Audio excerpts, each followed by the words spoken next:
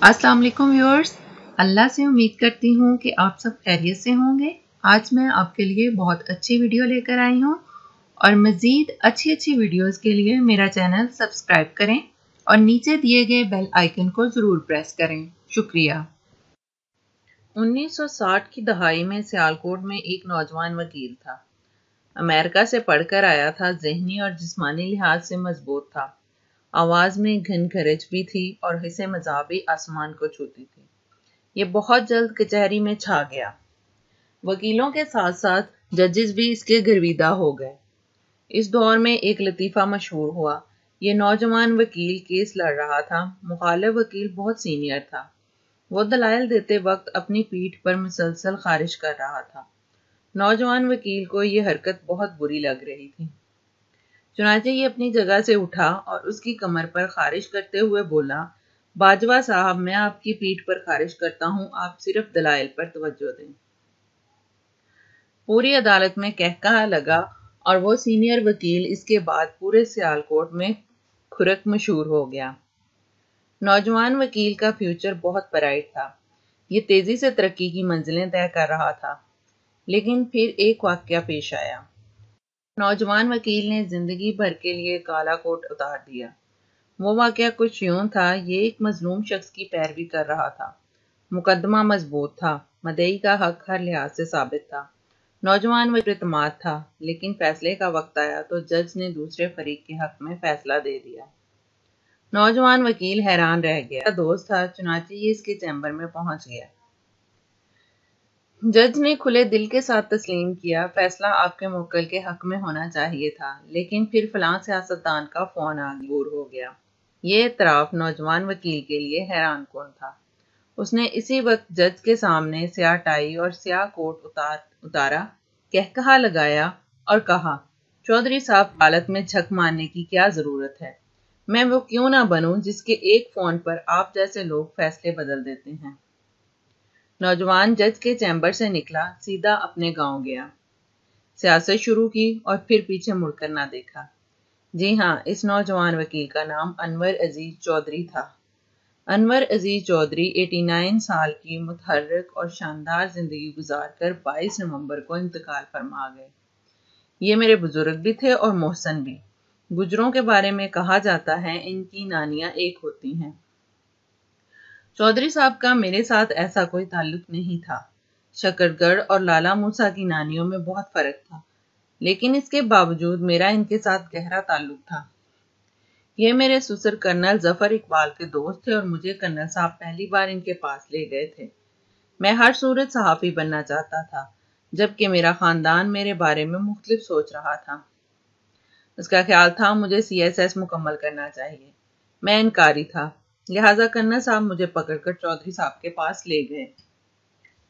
चौधरी साहब इस वक्त लाहौर में थे।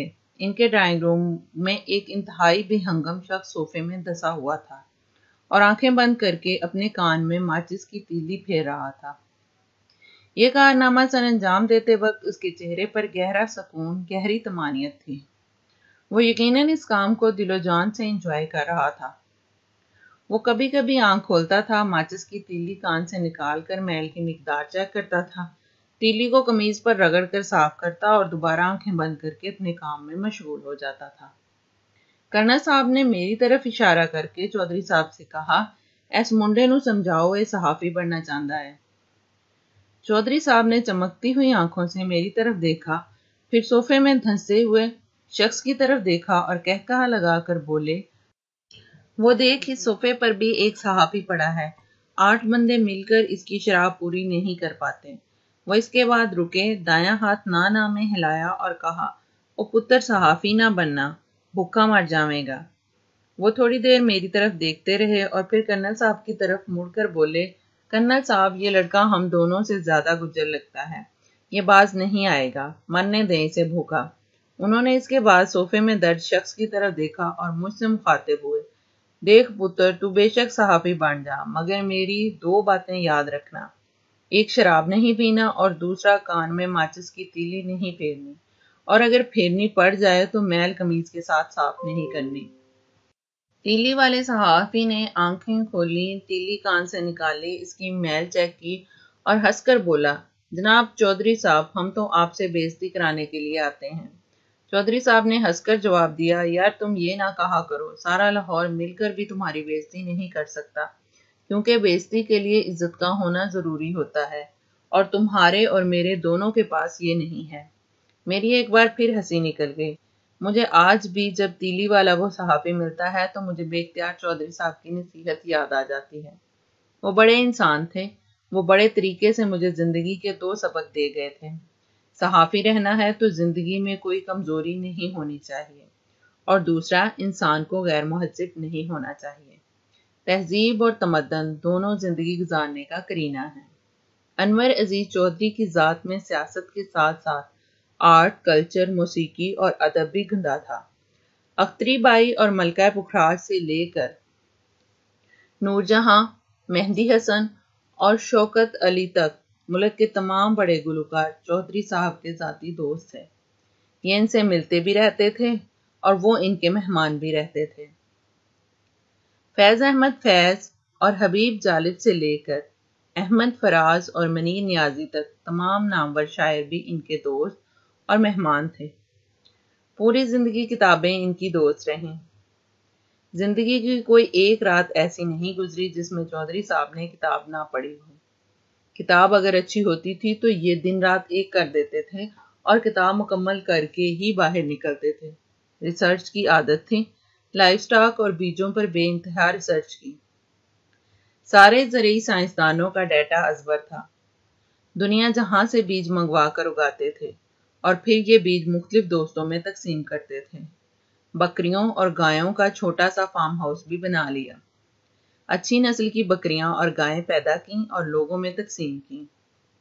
کھجور، مالٹا اور انجیر اگائی اور لوگوں کو یہ اگانے کا طریقہ بھی سکھاتے رہے۔ جوانی میں ایتھلیٹ رہے تھے، تیراکی کا آخری سانس تک شوق رہا۔ واک نہیں کرتے تھے، کھانے میں بھی پرہیز نہیں کرتے تھے، لیکن اس کے باوجود 89 سال تک ایکٹیو زندگی گزاری۔ کیا وجہ تھی؟ بتاتے تھے، میں ایکٹیو رہتا ہوں، نوجوانوں کو دوست بناتا ہوں اور خوش رہتا ہوں۔ ملک کے بڑے اور نامور صحافیوں کے ساتھ بھی بڑا گہرا تعلق تھا۔ میں اس فہرست میں شامل نہیں تھا، میں کبھی ان کی محفل کا حصہ نہیں بن سکا، لیکن زندگی کے ہر اہم موڑ پر ان کا فون ضرور آیا۔ میرا ایک بار ایک جونیئر اینکر سے جھگڑا ہو گیا۔ میں اسے اپنی غلطی سمجھتا ہوں۔ مجھے ایک شخص کو اتنا موقع نہیں دینا چاہیے تھا کہ وہ میرے گلے پڑ جاتا۔ میں نے اس واقعے سے سیکھا تھا، آپ زندگی میں کبھی دوسرے کے اتنا قریب نہ جائیں کہ آپ کی قدر ختم ہو جائے۔ اس واقعے کے بعد پہلا فون حافظ سعید صاحب کا آیا تھا اور دوسرا چودھری انور عزیز کا۔ ان کا کہنا تھا، تم اچھے بھلے سمجھدار ہو، تم نے یہ کیا کیا؟ میں نے عرض کیا، یہ واقعی میری بیوقوفی تھی، مجھے غصہ کنٹرول کرنا چاہیے تھا۔ وہ کہا لگا کر بولے، اوئے چودھری، کیا تمہیں بھی غصہ آتا ہے؟ میں نے ہنس کر جواب دیا، جی ہاں، کبھی کبھی۔ وہ ہنس کر بولے، پھر اس چوزے پر کیوں آیا تھا؟ میں نے کہا، اس نے مجھے گالی دے دی تھی اور گالی مجھ سے برداشت نہیں ہوتی۔ وہ فوراً بولے، پھر تم نے پھینٹا کم تو نہیں لگایا؟ میری ہنسی نکل گئی۔ یہ تھے انور عزیز چودھری۔ دانیال عزیز ان کے صاحبزادے ہیں۔ یہ نون لیگ کے دور میں مولا جٹ بنے ہوئے تھے اور یہ اینکرز تک سے لڑ پڑتے تھے۔ یہ ایک پروگرام میں میرے ساتھ بھی الجھ پڑے۔ ان کا بلڈ پریشر اسٹوڈیو کی چھت کو چھو رہا تھا۔ اس دوران فون سکرین مسلسل چمکنے لگی۔ یہ کال کاٹتے رہے، لیکن کال مسلسل آتی رہی۔ وقفہ ہوا، دانیال عزیز نے کال سنی، اوکے کہا اور لمبی لمبی سانسیں لینے لگے۔ پروگرام سکون سے گزر گیا۔ پروگرام کے بعد انہوں نے انکشاف کیا، چودھری صاحب کا فون تھا۔ انہوں نے مجھے دھمکی دی، تم نے اگر اس کے ساتھ بدتمیزی کی تو میں تمہاری ٹانگیں توڑ دوں گا، اور میں باقی پروگرام میں اپنی ٹانگیں بچاتا رہ گیا۔ چودھری صاحب بے انتہا ذہین انسان بھی تھے۔ یہ 1973 میں ذوالفقار علی بھٹو سے ملے تو ایک ہی ملاقات میں بھٹو صاحب جیسے ذہین انسان کو بھی اپنا گرویدہ بنا لیا۔ کیسے؟ یہ بتاتے تھے، میں نے جب بھٹو صاحب سے بات شروع کی تو میں نے ہم کا صیغہ استعمال کیا۔ ہم یہ کریں گے، ہمیں یہ کرنا چاہیے، ہمیں پارٹی کے منشور میں یہ تبدیلی کرنی چاہیے وغیرہ وغیرہ، جبکہ باقی تمام لوگ میں کر رہے تھے۔ اس کے بعد انہوں نے بتایا، یاد رکھو تم جب بھی کسی بااختیار اور بااقتدار شخص سے ملو تم میں نہ کرو، کیونکہ وہ شخص خود میں ہوتا ہے اور اسے دوسروں کی میں بری لگتی ہے۔ تم جب بھی کہو ہم کہو، تاکہ اسے احساس ہو آپ اس کی میں کو آن کر رہے ہیں، وہ تمہاری عزت کرنے پر مجبور ہو جائے گا۔ یہ تھے انور عزیز چودھری، ہمارے بڑے چودھری صاحب، اور ہمیں اب اپنے اس بڑے چودھری صاحب کے بغیر زندگی گزارنی ہوگی، ایک بے کیف اور بلیک اینڈ وائٹ زندگی، کیونکہ زندگی کے سارے رنگ تو وہ اپنے ساتھ لے گئے ہیں۔